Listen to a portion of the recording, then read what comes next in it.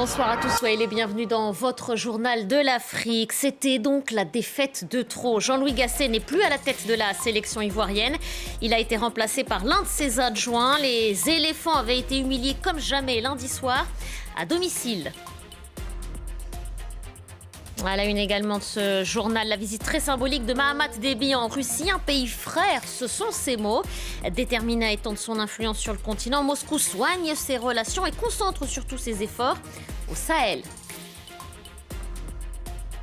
Et puis coup de projecteur sur les violents combats qui opposent l'armée régulière congolaise et le M23. Ces affrontements ont des répercussions sur le quotidien de commerçants et de transporteurs, à Goma notamment, vous le verrez.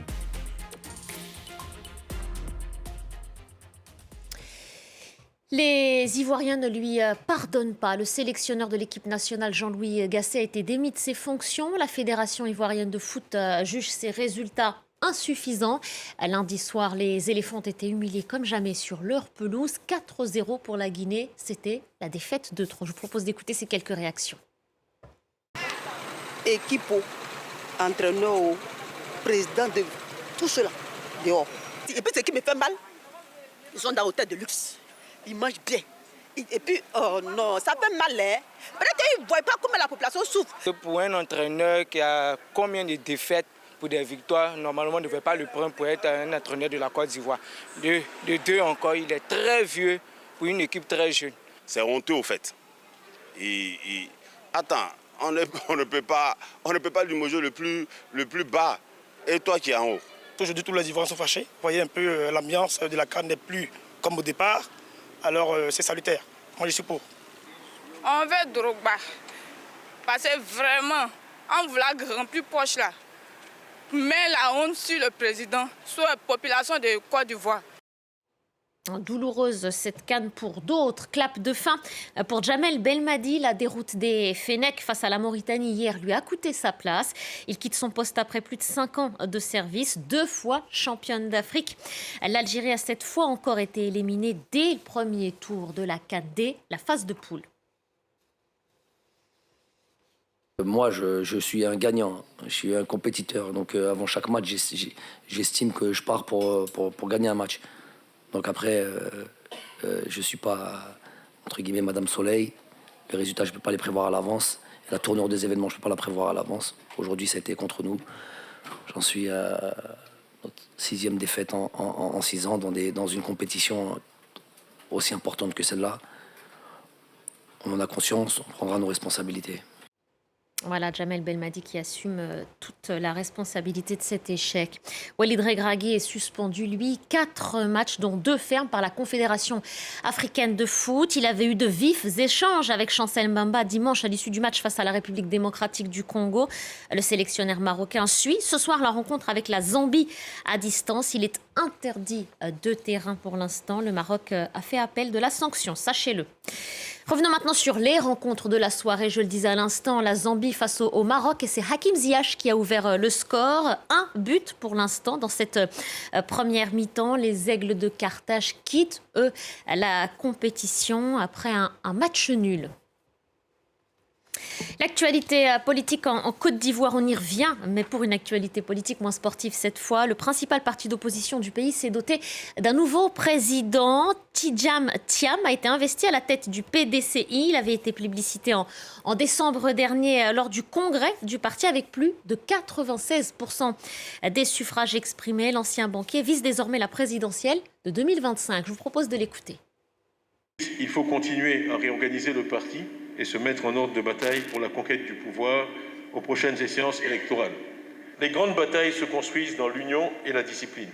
Nous allons, dans cet esprit, parcourir tous les coins et recoins de la Côte d'Ivoire.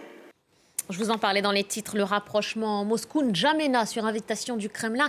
Mahamat Déby est en ce moment en Russie, un pays frère, c'est le terme choisi par le président de la transition du Tchad. Déterminé à étendre son influence sur le continent, la Russie concentre surtout ses efforts au Sahel. Les explications de Rebecca Martin.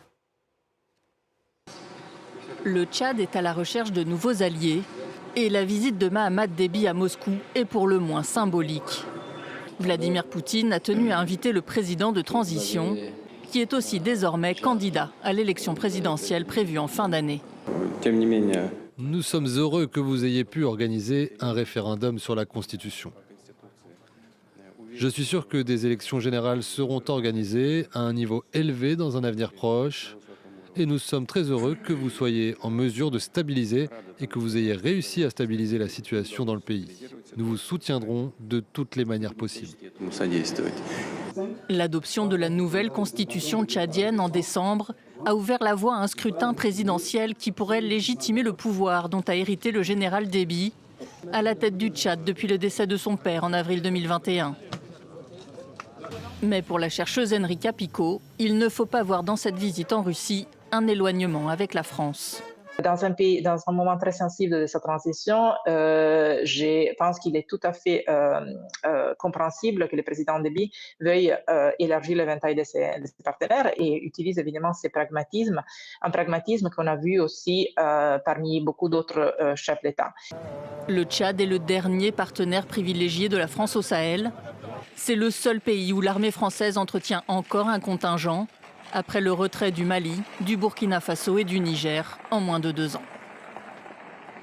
La République démocratique du Congo, au moins 5 civils ont été tués mardi dans la localité de Nguité. C'est dans le territoire de Béni, à l'est du pays. L'attaque a été attribuée aux ADF, les forces démocratiques alliées, à des rebelles ougandais affiliés au groupe État islamique. Et un autre groupe sévit dans le pays, le M23, soutenu par le Rwanda. Cette rébellion armée et s'oppose à l'armée congolaise, l'armée régulière, dans les territoires du Massissi, du Rutshuru notamment, de violents combats qui ont aussi des répercussions sur le quotidien de commerçants et de transporteurs. Illustration à Goma avec ce reportage d'Aurélie Bazaraki-Bangoula et Glody Mourabazi. C'est un calme inhabituel qui règne à la Petite Barrière, un passage qui symbolise la frontière entre la République démocratique du Congo et le Rwanda.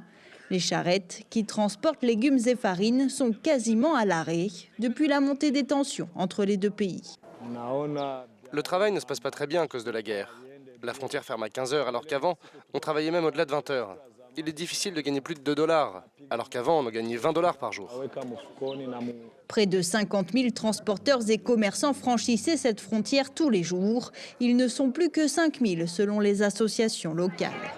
Conséquence, sur ce marché de Goma, les étals des commerçantes peinent à se remplir. Ce jour-là, Merveille retrouve le sourire. Un camion de tomates est arrivé après avoir été bloqué 3 jours à la frontière. Les tomates viennent du Rwanda. Mais nous, ici, on n'a pas beaucoup de clients parce que les routes de Rutshuru, Massissi et Mweso sont fermées. Les gens ne viennent pas acheter, mais moi, mon bassin de tomates me coûte 80 000 francs. Des pertes qui s'expliquent par des tensions entre Kinshasa et Kigali qui ne cessent de monter depuis juin 2022. Les autorités congolaises accusent le Rwanda de soutenir le M23, un groupe rebelle qui occupe des parties de territoire du Nord Kivu. Souvent, c'est la spécificité du Rwanda. Selon ces spécialistes, les tensions entre les deux pays ont coupé toute communication entre les associations de commerçants. Avant la guerre, on avait toujours des réunions bilatérales entre le Rwanda et la RDC sur les questions liées au petit commerce et au commerce international de manière générale. Mais à cause de la guerre, toutes ces réunions-là bilatérales qui facilitaient la fluidité des marchandises des petits commerçants ne se tiennent plus. Dans la province, les espoirs de paix sont minces. Les autorités congolaises semblent avoir opté pour l'option militaire, en annonçant l'arrivée des premières troupes de la SADC pour appuyer l'effort de guerre de l'armée congolaise face aux rebelles du M23. Et le Rwanda assume et revendique la puissance de frappe de son armée régulière. Kigali veut se poser en garant de la sécurité sur le continent. En 2020, 1000 soldats rwandais avaient été dépêchés en République centrafricaine. Leur mission, assurer la protection du président Touadéra et celle de potentiels investisseurs. Ils sont de plus en plus nombreux à venir faire des affaires à Bangui. Reportage signé Caroline Dumais et Damien Kofi pour France 24. À Damara, à 1 heure de route de la capitale Bangui, une immense propriété agricole est en train de voir le jour. Le propriétaire est un ancien ministre, homme d'affaires rwandais. Il affirme détenir quelques 40 000 hectares de terre en Centrafrique. Des terres sans eau ni électricité qu'il a commencé à défricher avec du matériel importé d'Allemagne. Il se donne 5 ans pour que les cultures extensives qu'il a prévues commencent à prendre forme. Écoutez, C'est comme ça partout dans le monde. L'entrepreneur, il faut qu'il essaie. Je suis venu pour tenter ma chance. Si ça marche, je gagnerai. Sinon, je perdrai. C'est toujours comme ça. Le gouvernement centrafricain a attribué plus de 70 000 hectares à des entrepreneurs rwandais. La compagnie rwandaise offre désormais des vols directs avec Kigali. Plus de 700 hommes d'affaires se sont installés à Bangui. Et parmi les secteurs très prisés par ces nouveaux investisseurs, le bâtiment. C'est un entrepreneur rwandais qui a gagné l'appel d'offres pour rénover ce gymnase via le ministère des Sports. Oui, je vais rester là parce qu'à partir de ce projet, j'ai vu beaucoup d'autres opportunités. Alors peut-être qu'on va décrocher autre chose. Les traités d'investissement se sont multipliés entre Bangui et Kigali suite à l'accord militaire bilatéral de 2019. Pour ce ministre, architecte du rapprochement, il faut renforcer la coopération sud-sud. Et donc plusieurs accords ont été signés, que ce soit dans le cadre du secteur minier, secteur agricole. Et aujourd'hui, plusieurs acteurs centrafricains sont allés investir au Rwanda et aussi plusieurs acteurs rwandais sont venus investir ici en Centrafrique. Aujourd'hui, on évalue à peu près le volume d'investissement en quelques années à peu près à 250 millions de dollars. Si les entrepreneurs rwandais investissent à Bangui, c'est aussi parce qu'ils se sentent en sécurité. 1200 soldats rwandais ont pour mission d'assurer la sécurité des populations civiles et la protection personnelle du président Touadéra aux côtés des alliés russes. Et dans le reste de l'actualité, en bref et en images, la suite de la visite d'Anthony Blinken en Afrique, le chef de la diplomatie américaine à Lagos, au Nigeria. Il a appelé à plus d'investissements américains dans le pays, à condition que les fonds puissent être rapatriés sans avoir au préalable besoin de la permission de la Banque centrale. Au moins 70 personnes ont été tuées au Mali dans l'effondrement d'une mine d'or. C'était vendredi dernier dans l'Ouest, mais les autorités ne l'ont annoncé que ce jeudi seulement. Et puis la Zambie face à une épidémie de choléra. Plus de 500 personnes ont succombé à la maladie. La rentrée des classes a une nouvelle fois dû être reportée. Initialement prévue le 8 janvier dernier, elle se fera le 12 février prochain, si tout va bien. Il y a quelques jours, le pays recevait un premier lot d'1 million de doses de vaccins contre le choléra. Voilà pour l'essentiel de l'actualité sur le continent. Paris Direct se poursuit. C'est Claire Bonichon qui a le plaisir de vous retrouver.